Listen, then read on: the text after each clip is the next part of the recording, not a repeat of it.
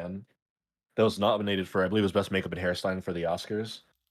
I watched this movie a couple days ago because I had it recommended to me by a friend. I've heard good things about it. It's got Sebastian Stan. We were just talking about the Marvel Cinematic Universe, Bucky Barnes. Oh, it's Um, A24. Yeah. Indeed, it is. Um, and it's currently on Max. You can watch it streaming on Max. Um, this movie is so deeply fascinating, I think. And I said about a lot of movies, but it really is. So essentially, the movie is about a gentleman who has let me read this so I pronounce it right. Neurofibromatosis, which gives him this like disfigured look on his face. You can see there's like proportions are off, and he does look abnormal.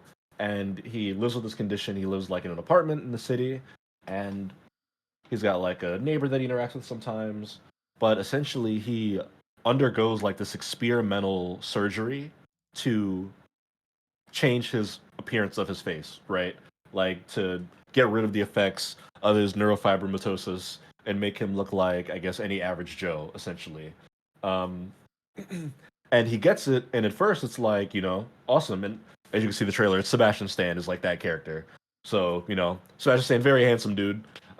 He goes out into life, he's like, oh, like all these benefits now, I look now conventionally attractive, people are talking to me more, I'm getting more opportunities. But then there's this weird twist, Greg, where like he starts to suffer like all these consequences as a result of it. Like, for example, his cute neighbor that he had a crush on is like making a play about somebody with this disease. And now it's like, oh, well, you can't be in it anymore. There's another dude who comes into the picture who also has neurofibromatosis, who is played by Adam Pearson, who actually has it in real life. He's not wearing any sort of makeup or not. He actually has the condition in real life. Obviously, Sebastian Stan is using prosthetics, but the secondary actor actually has the condition.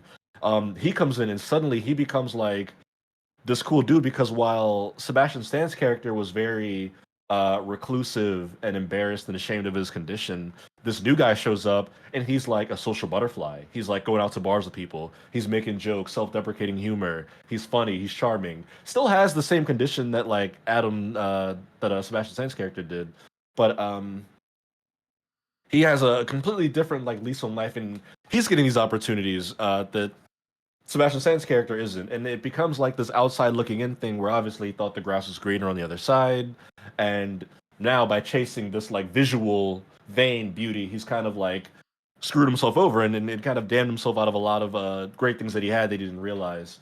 Um, and it kind of sends him down this like just mental spiral throughout the movie. And I think it's an amazing movie, but it's just such a. I mean, the quote just popped up where they say it's a mind fuck of a movie. Yeah, where it's like, on one hand, it's such a like good message I think about how we look at people with disfigurements and how there's just such a like clear and obvious like prejudice against them that it feels like almost everyone just shares universally. Where like you walk on, you get on a bus and there's a seat next to an old woman and a seat next to like a disfigured dude. Where it's like no one's gonna sit next to the disfigured guy, right?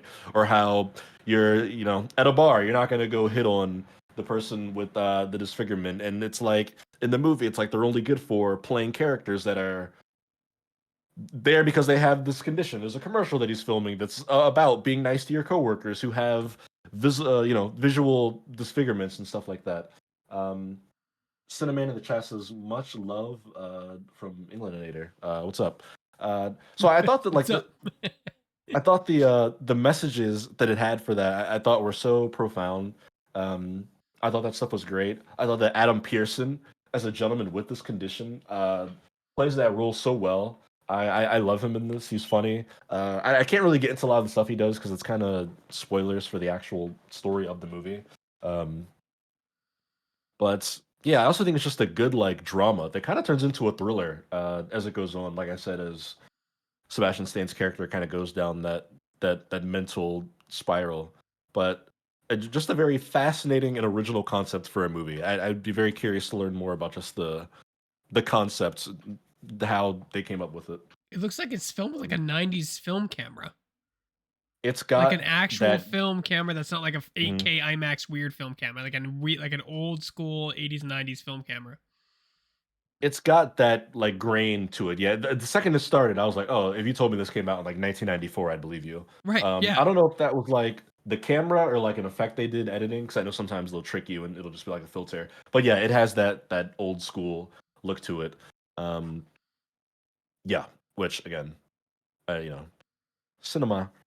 But A24's I like killing this it, movie man. They're for the killing it. They keep getting all this funding to do these movies that for a long time you didn't see anymore since streaming had kind of started. You know, like yeah, yeah. I would agree. And again, like you said, it's a unique idea. Um, but I appreciate it quite a bit. It's on Max. People who want to watch it, I believe it oh, was I in do have theaters Max. I for do a have little bit Max. briefly. Yeah, so you can check it out. But they nominated for best costuming and or not costuming, hairstyle and makeup. Probably because the prosthetic that they put on Sebastian Stan in this looks pretty wild.